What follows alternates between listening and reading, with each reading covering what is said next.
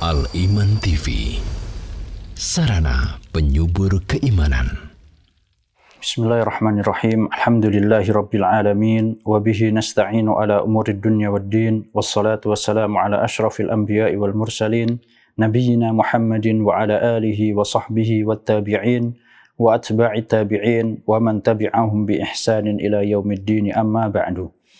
Kaum muslimat yang dirahmati Allah Azza wa Jalla, insyaallah pada siang hari ini kita akan melanjutkan pembahasan fikih wanita, yang mana kita masih berada dalam Kitabul Janaiz, ya, hukum-hukum yang berkaitan dengan jenazah, dan kita telah sampai pada pembahasan as-salatu 'alal jinazah, ya, yaitu mensolatkan mayit.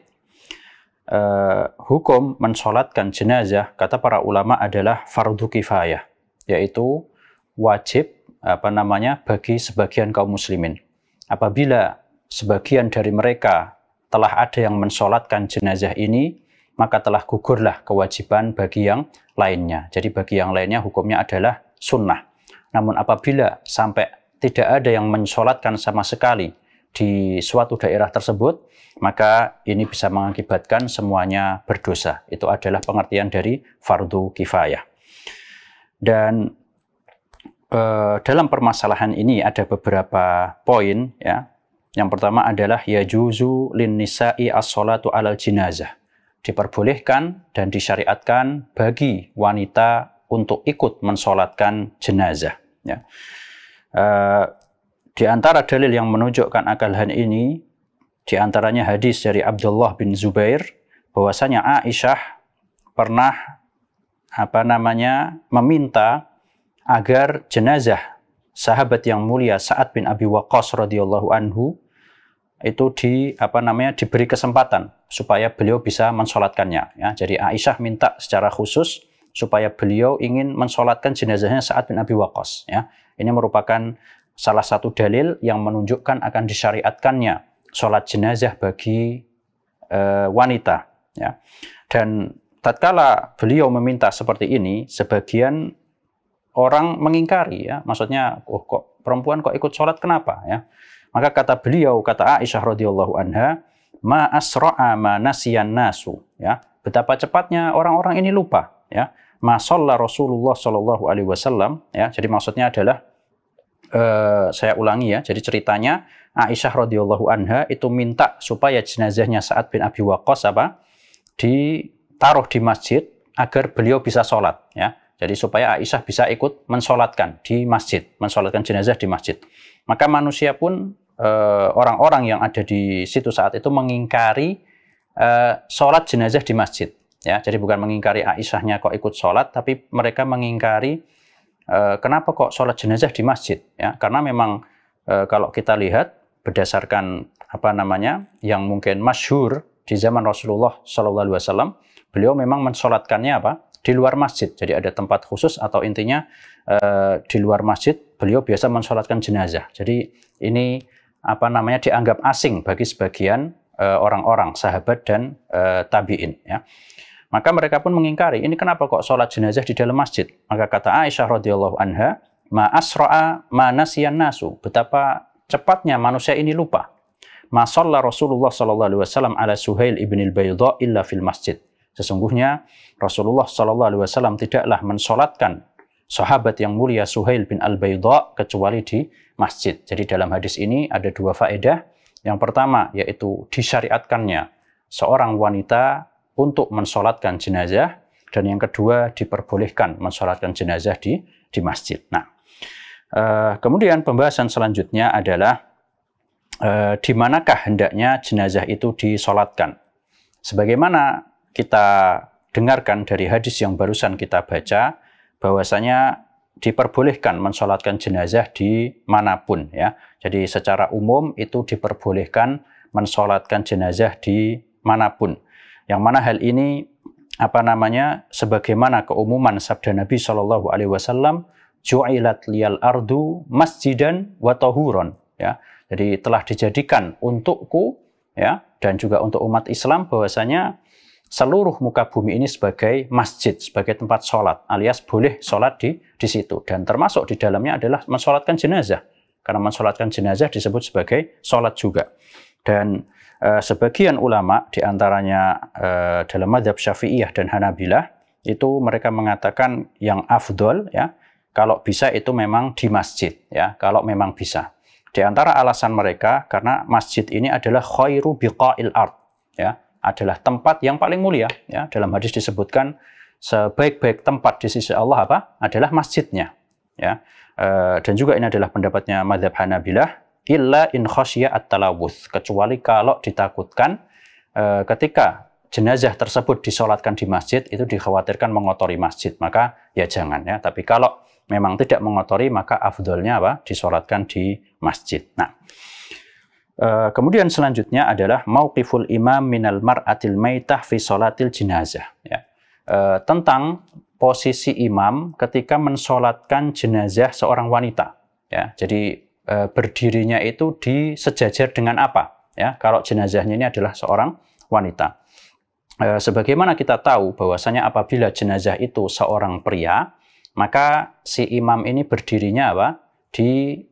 Sejajar dengan kepalanya ya. Ini kalau jenazahnya seorang laki-laki.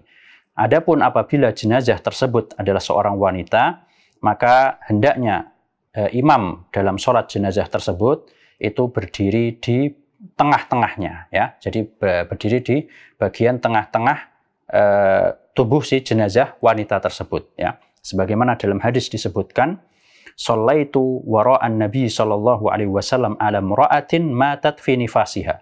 Hadis ini diriwayatkan oleh sahabat yang mulia Samurah bin Jundub radhiyallahu anhu.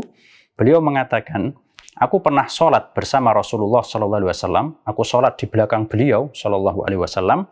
Tatkala beliau mensolatkan seorang wanita yang wafat karena atau yang wafat dalam keadaan nifas ya. Jadi mungkin setelah lahiran, kemudian masih dalam keadaan nifas ya. Kemudian sahabiat ini wafat. Kemudian Rasulullah SAW pun apa? Mensolatkannya. Di situ disebutkan faqama 'alaiha wasataha. Beliau berdiri di tengah-tengahnya ya, di tengah-tengah apa namanya? Sejajar dengan tubuh si wanita tersebut. Nah,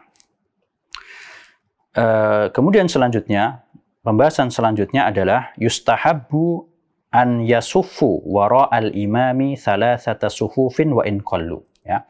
Berkaitan dengan shaf ya, atau pembagian barisan sholat jenazah, itu disunahkan kalau bisa di belakang imam ini jumlahnya adalah 3 shaf, meskipun apa namanya nggak sampai full shaf-nya ya. Jadi misalnya apa namanya ada beberapa orang ya, ada misalnya mungkin 15 orang, maka usahakan 15 orang ini terbagi menjadi 3 shaf di belakang imam ya. Meskipun mungkin satu shaf-nya ini apa? Nggak sampai full nutupi shaf pertamanya ya. Jadi dalam sebuah hadis disebutkan Rasulullah SAW bersabda, "Ma min mayyitin yamutu fayusalla alaihi atau fayusalli alaihi thalathatu sufufin minal muslimin illa aujaba." Ya. Tidaklah wafat seorang mayit kemudian disolatkan oleh 3 shaf dari kalangan kaum muslimin kecuali dia akan mendapatkan ya rahmat, ampunan, surga dan sebagainya ya. Jadi ini menunjukkan akan utamanya menjadikan barisan shaf itu jadi 3 bagian. Wa kullama kathural jam'u kana afdhala lil mayyit. Semakin banyak yang ikut mensolatkan, maka ini semakin afdal ya. Makanya kita kadang apa namanya merasa beruntung sekali ya orang yang disolatkan oleh banyak kaum muslimin ya. Seperti misalnya yang mereka wafat ya ketika haji atau umroh disolatkan di Masjid Nabawi ya, itu berapa banyak yang mensolatkan dia dan mendoakan dia. Ya, jadi semakin banyak orang yang wafat, ya, semakin banyak kaum muslimin dan kaum muslimat yang mensolatkan si mayit, maka ini lebih utama. Ya. Dalam sebuah hadis disebutkan, "Ma min mayyitin tusalli alaihi ummatun minal muslimina yablughuna mi'atan kulluhum yashfa'una lahu illa syafa'u fihi." Ya. Atau illa syufi'u fihi. Ya. Tidaklah seorang mayit, ya, tidaklah seorang itu meninggal, kemudian dia disolatkan oleh sekelompok dari kalangan kaum muslimin, mencapai 100 orang, ya. Jadi intinya bukan hanya terbatas pada 100 saja, tapi semakin banyak semakin afdol, ya.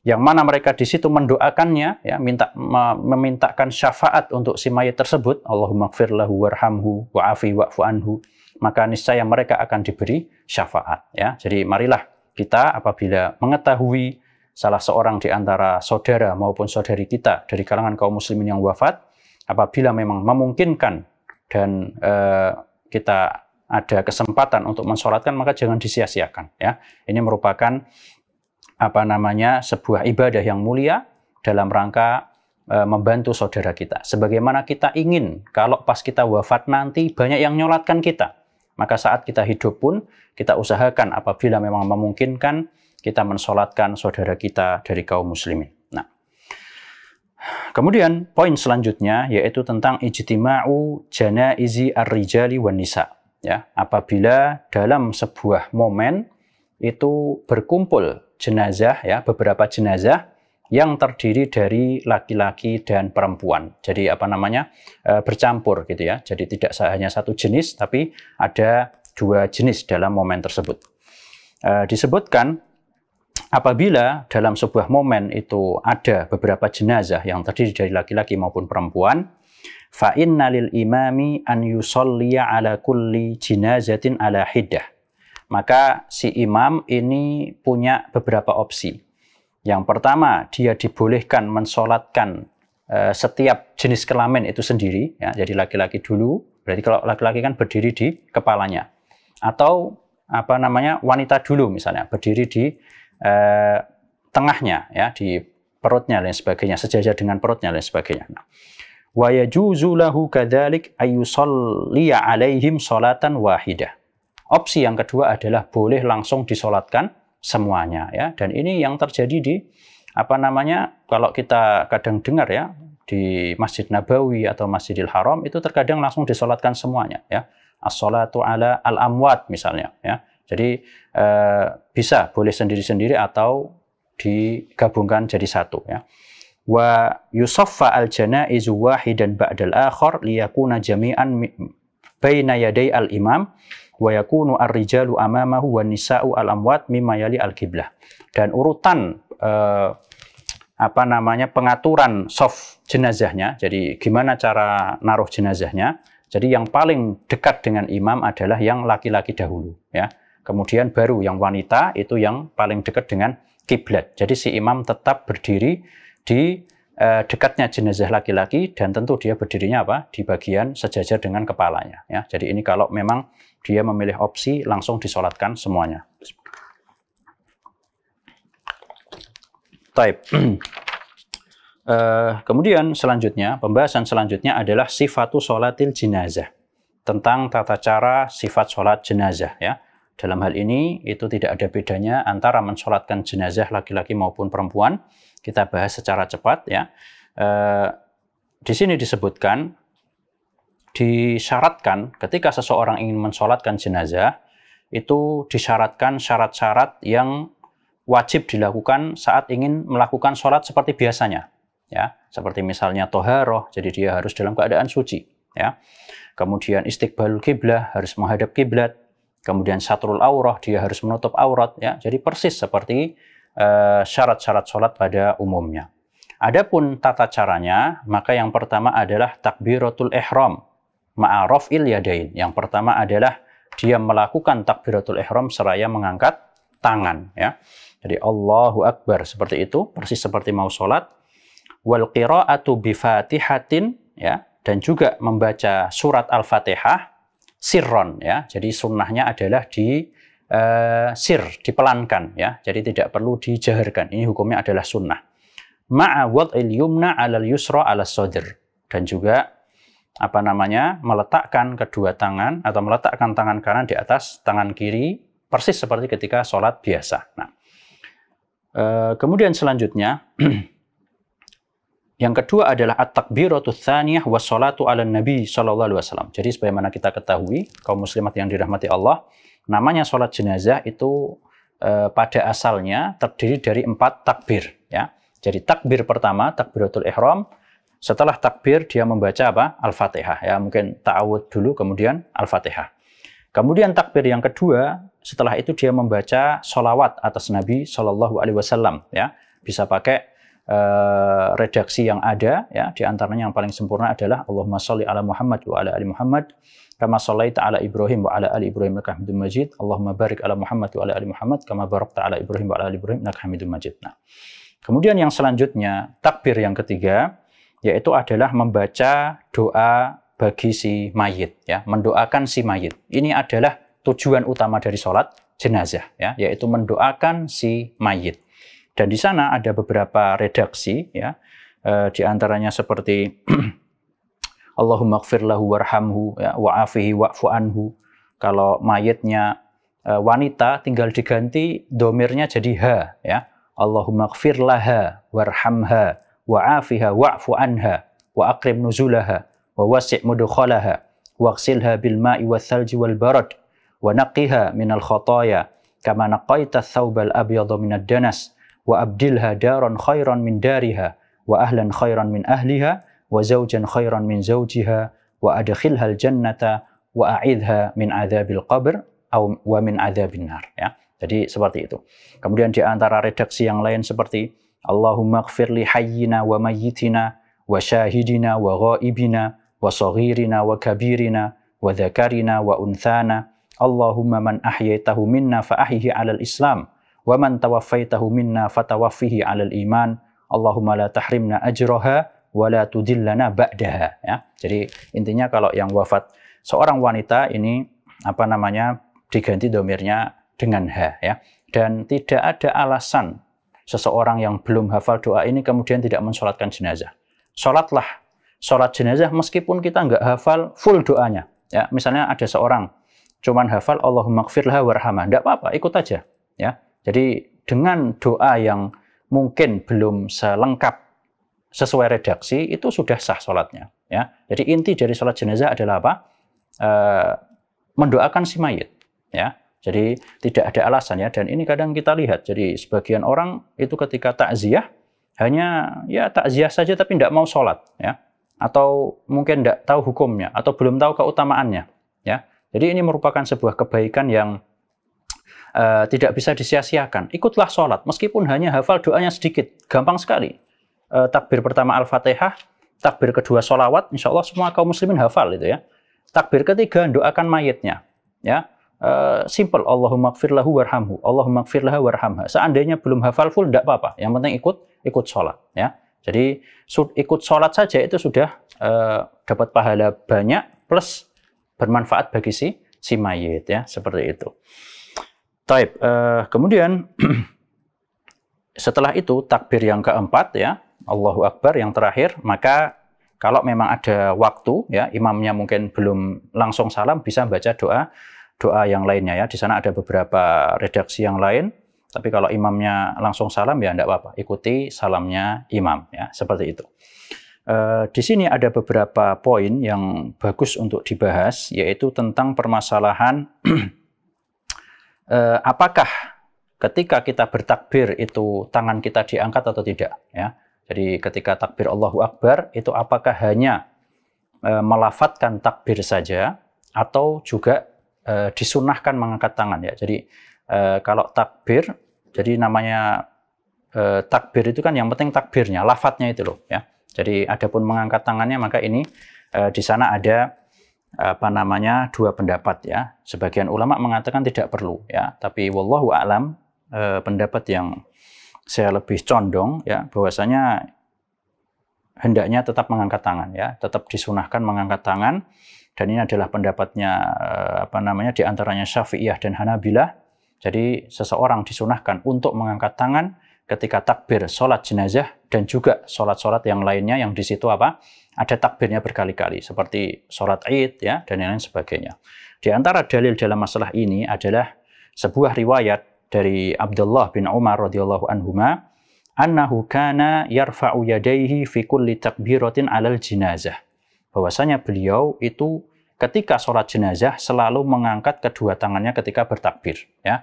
Jadi ini merupakan perbuatan sahabat ya, dan bisa kita jadikan sebagai salah satu landasan perbuatan kita. Nah, dan ini adalah pendapatnya jumhur ulama, ya, seperti tadi kata saya, termasuk Malikiyah, ya, jadi Malikiyah, Syafi'iyah dan Hanabilah. Nah, kemudian selanjutnya tentang masalah salam, ya. Jadi setelah takbir keempat itu seseorang salam, ya.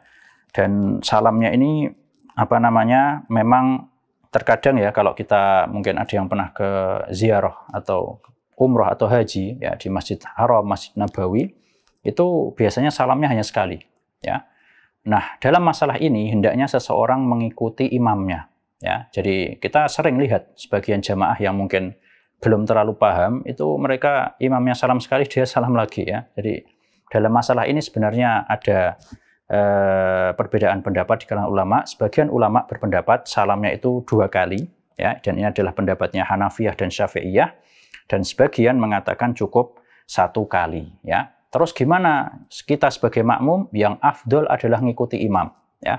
Kalau kita dengar imamnya cuman salam sekali, ya udah salam sekali, ya. Dan ini yang dilakukan di Haramain, ya, Masjidil Haram dan Masjid Nabawi, itu salamnya sekali doang, ya. Maka kita sebagai makmum yang sholat di belakangnya, maka cukup salam sekali saja, ya. Adapun kalau mungkin saat kita di negeri kita di Indonesia, ya, kemudian kita mendengar imamnya salam 2 kali, ya udah kita ikut bersama imam, sebagaimana sabda Nabi SAW, innama ju'ilal imamu liyu'tamma bihi. Sesungguhnya imam itu dijadikan agar diikuti. Wallahu a'lam.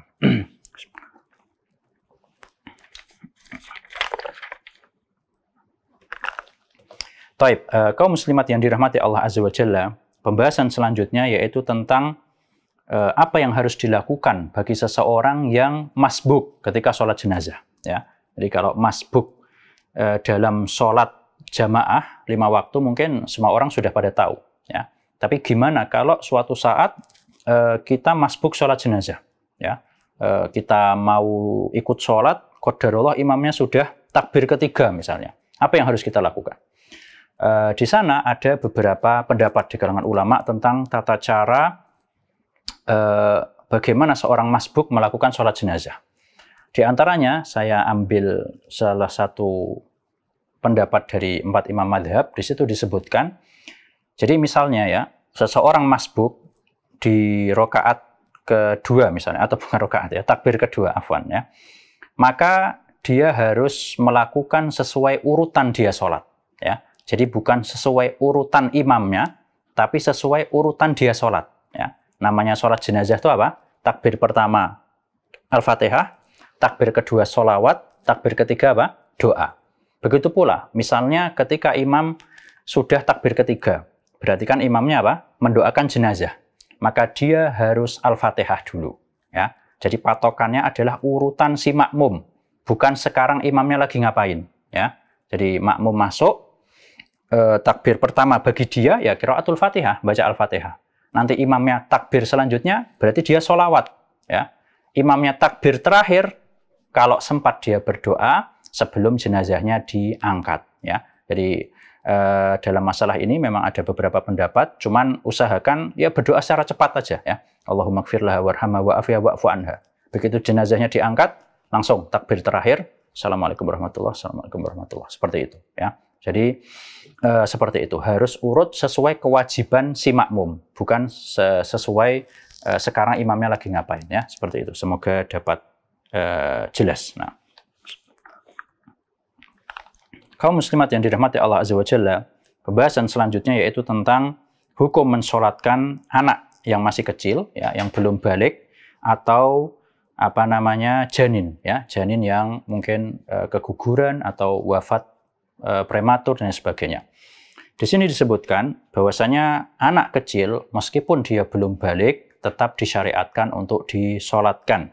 Sebagaimana dalam hadis Aisyah radhiyallahu anha disebutkan, utiya Rasulullah sallallahu alaihi wasallam bisobiyyin min sibyanil ansor.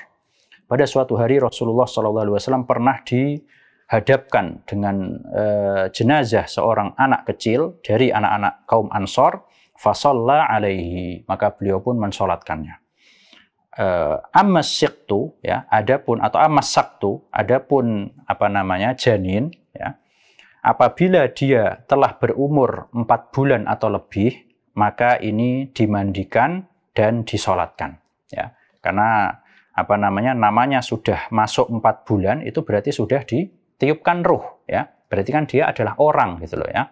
Berarti dia tetap disyariatkan untuk dimandikan, ya, dan dikafani dan disolatkan. Adapun kalau si janin ini belum berumur 4 bulan, maka ya tidak perlu disolatkan, ya, tidak perlu dikafani juga, karena kan itu ibaratnya apa? Ya daging biasa, bukan makhluk hidup, ya, karena belum ditiupkan ruh, seperti itu. Wallahu a'lam.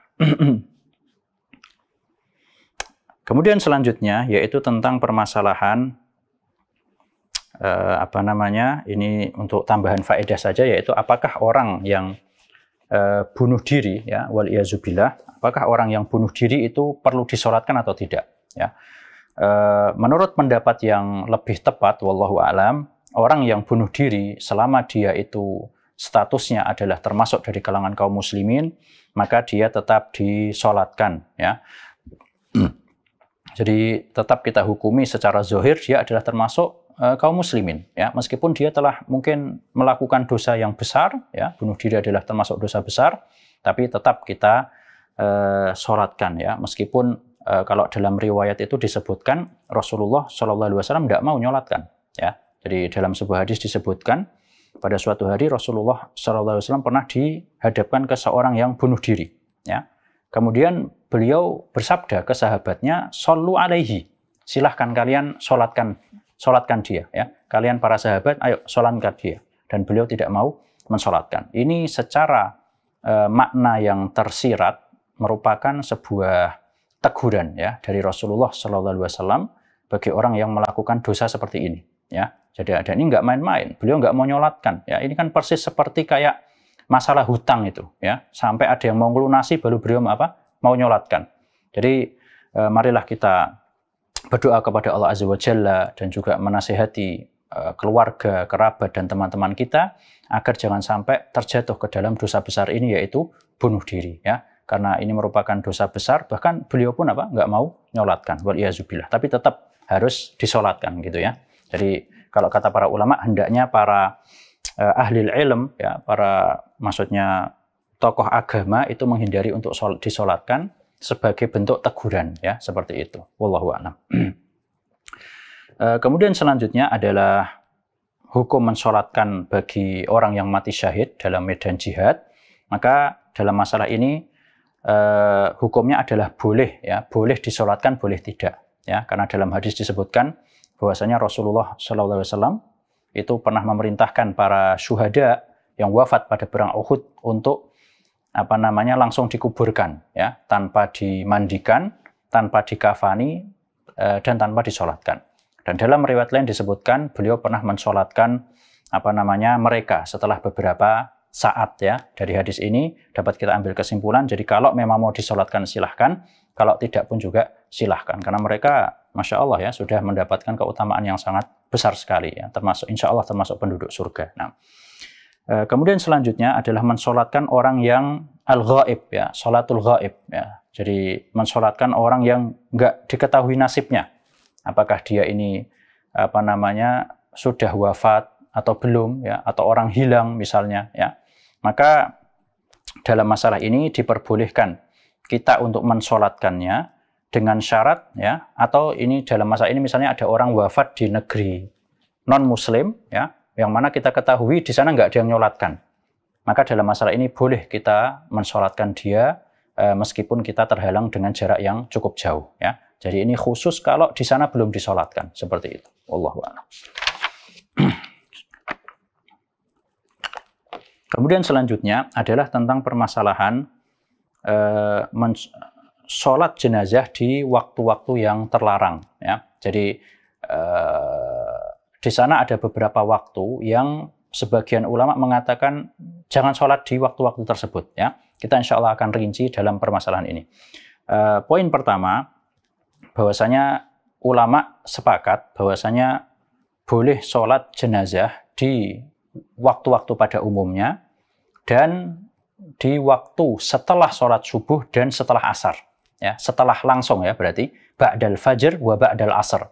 Habis sholat subuh, dan ini yang biasa kita lihat ya kalau di Masjid Nabawi atau Masjidil Haram, setelah sholat asar atau setelah subuh itu kadang ada apa? Sholat jenazah. Maka ini ulama sepakat, bahkan sebagian ulama seperti Imam Nawawi, kemudian juga Ibnul Munzir dan Ibnu Qudamah itu menukilkan ijma ulama atas bolehnya sholat jenazah setelah asar dan setelah subuh. Poin selanjutnya adalah mensolatkan jenazah di waktu saat terbit matahari, ya. Kemudian ketika matahari berada di tengah-tengah, atau bahasa Arabnya adalah al-hajirah, yaitu ketika kurang lebih sekitar 10 atau 15 menit sebelum duhur, ya. Jadi ketika matahari ini benar-benar di tengah langit dan sesuatu itu nggak ada bayangannya karena benar-benar di tengah. Dan yang ketiga adalah ketika matahari tenggelam. Apa hukum mensolatkan jenazah di waktu-waktu atau di 3 waktu tersebut? Maka dalam masalah ini ada khilaf di kalangan ulama, ya.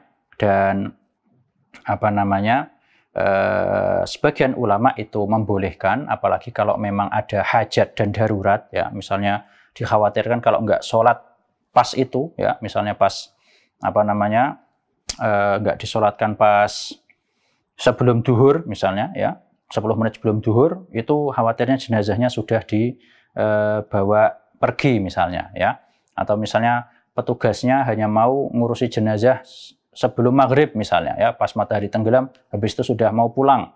Kalau jenazahnya ditunggu sampai besok nggak dia ngurusi, nah ini adalah hajat, ya, atau darurat, maka ini diperbolehkan. Tapi kalau memang kita bisa undur, ya, kita bisa ya sebentar aja kan, tinggal nunggu maghrib, ya, atau mungkin tunggu masuk waktu duhur, ya, atau tunggu masuk waktu duha, maka ini lebih afdol dalam rangka khurujan minal khilaf. Dan kaidah yang sering kita sampaikan, al khuruju minal khilafi mustahabun, keluar dari khilaf itu adalah perbuatan yang dianjurkan. Kemudian selanjutnya, kaum muslimat yang dirahmati Allah Azza wa Jalla adalah tentang menguburkan orang kafir, ya. Jadi apabila ada orang non-muslim yang wafat dan tidak ada yang mengurusi penguburannya, maka tetap hendaknya dikuburkan, ya. Sebagaimana ini perintah Nabi SAW untuk menguburkan orang-orang musyrik yang wafat atau yang meninggal, ya, yang tewas, orang-orang musyrik yang tewas di perang Badar, ya. Intinya ya udah dikubur gitu aja, ya. Jadi kalau nggak ada yang ngurusi mereka, nah ya tentu caranya tidak seperti kaum muslimin, tapi intinya tetap dikubur seperti itu. Wallahu a'lam. Kalau nggak ada orang-orang kafir yang ngurusi mereka, seperti itu. Kemudian selanjutnya adalah tentang penguburan, ya. Kita selesai tentang sholat, kemudian masuk ke dalam bab penguburan jenazah. Di sini disebutkan adalah as-sunnatu ad-dafnu fil maqbarah, ya. Disunnahkan atau yang sunnah itu menguburkan jenazah di kuburan, ya. Jadi bukan di pekarangan rumah, bukan di halaman belakang, ya. Yang sunnah adalah di kuburan. Dan di antara hikmah kenapa kok disunnahkan menguburkan jenazah di kuburan, ya, misalnya kaum muslimin ya dikuburkan di kuburan kaum muslimin. Di antaranya yang pertama adalah mengikuti sunnah Nabi SAW, ya. Tidak pernah ada disebutkan dari kalangan salafus saleh, orang-orang terdahulu, yang mereka saat wafat kecuali dikuburkan di kuburan, ya. Kecuali Nabi SAW dikuburkan di mana? Di kamarnya Aisyah, ya. Karena hadisnya apa? Tidaklah setiap Nabi yang wafat kecuali dikuburkan di mana dia wafat. Adapun yang lainnya, maka semuanya dikuburkan di kuburan kaum muslimin. Nah, dan di antara hikmah yang lainnya adalah agar selalu didoakan, ya. Jadi kalau dikubur di kuburan itu kan setiap ada orang yang mau masuk kuburan apa? Assalamualaikum ya ahlad diyar, ya.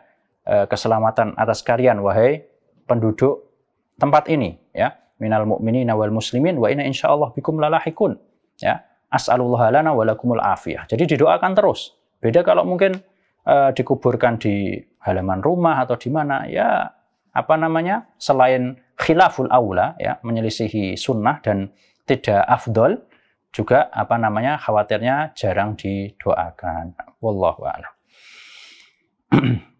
Dan juga dalam masalah ini dikecualikan para syuhada, ya, orang yang mati syahid, itu sebagaimana terjadi di dalam perang Uhud, itu mereka dikuburkan di medan perang. Nah, kemudian selanjutnya yaitu tentang masalah menguburkan mayit di waktu-waktu yang terlarang, ya. Tadi sebagaimana kita sebutkan, ya, ada 3 waktu yang para ulama khilaf, berbeda pendapat, bolehkah sholat di 3 waktu tadi, yaitu ketika matahari terbit, ya, kemudian saat matahari berada di tengah-tengah langit dan saat matahari tenggelam. Begitu pula dalam masalah penguburan, ya, mereka juga mengatakan kalau bisa, ya, afdolnya itu menghindari 3 waktu ini, karena ada sebuah hadis dari Rasulullah SAW, beliau bersabda, hadis Uqbah bin Amir, "Thalathu sa'atin kana Rasulullah sallallahu alaihi wasallam yanhana an nusalliya fihinna au an naqbura mautana." Ada 3 waktu yang Rasulullah sallallahu alaihi wasallam melarang kami untuk mensolatkan jenazah atau untuk mensolatkan. Solatnya ini umum, ya. Sebagian ulama mengatakan ini yang dilarang adalah solat sunnah mutlak, ya, bukan solat yang ada sebabnya kayak tahiyatul masjid, solat gerhana dan sebagainya, itu ada sebabnya, itu nggak apa-apa. Tapi sebagian ulama mengatakan apa? Ini solat sunnah mutlak khusus. Au anak buro mauta, dan termasuk di dalamnya sebagian ulama memasukkan sholat jenazah, ya. Au anak buro mautana, atau menguburkan jenazah-jenazah kami. Yang pertama, hina tatlu'u syamsu bazighatan hatta tartafi'a, ketika matahari ini terbit sampai dia meninggi, ya, masuk ke awal waktu duha. Wa hina yaqumu qa'imudz dhahirati hatta tamila syams. Yang kedua itu ketika matahari berada di tengah-tengah langit sampai dia tergelincir, condong, masuk waktu zuhur. Wahina tadayyafa syamsu lil ghurubi hatta taghruba. Dan yang ketiga, ketika matahari ini sudah siap-siap untuk terbenam sampai dia benar-benar terbenam. Jadi usahakan hindarilah 3 waktu ini kecuali ada darurat atau hajat sebagaimana tadi kita sebutkan. Waktu yang kedua yang hendaknya dihindari kecuali kalau ada hajat atau darurat adalah menguburkan pada malam hari, ya. Dalam sebuah hadis Rasulullah SAW bersabda, atau dalam sebuah hadis disebutkan bahwasanya ada seseorang dari sahabat yang wafat, ya. Kemudian beliau dikafani, ya, kemudian dikuburkan pada malam hari. Maka Nabi SAW pun melarang, ya, menasihati jangan dikuburkan di malam hari seperti itu. Illa an yatura insanun ila dzalik, kecuali kalau memang ada darurat. Seperti tadi, ya, misalnya kuburannya hanya buka di malam hari, ya, atau petugasnya hanya bekerja di malam hari, maka ini tidak apa-apa. Karena di sana ada hadis lain yang menunjukkan bahwasanya Rasulullah SAW itu pernah menguburkan seseorang pada malam hari dan beliau atau di situ disinari pakai lampu, ya, pakai penerangan. Ini menunjukkan bahwasanya larangan dari menguburkan jenazah pada malam hari ini sifatnya adalah makruh, ya. Ya, kalau bisa dihindari seperti itu. Wallahu a'lam. Baik, mungkin itu yang dapat kita sampaikan pada kesempatan kali ini. Insya Allah akan kita lanjutkan pada pertemuan yang selanjutnya. Wallahu a'lam. Wassallallahu ala nabiyyina Muhammad wa ala alihi wa sahbihi wasallam. Dukung channel kami dengan like, subscribe, dan aktifkan notifikasi agar kamu tidak ketinggalan video-video menarik lainnya.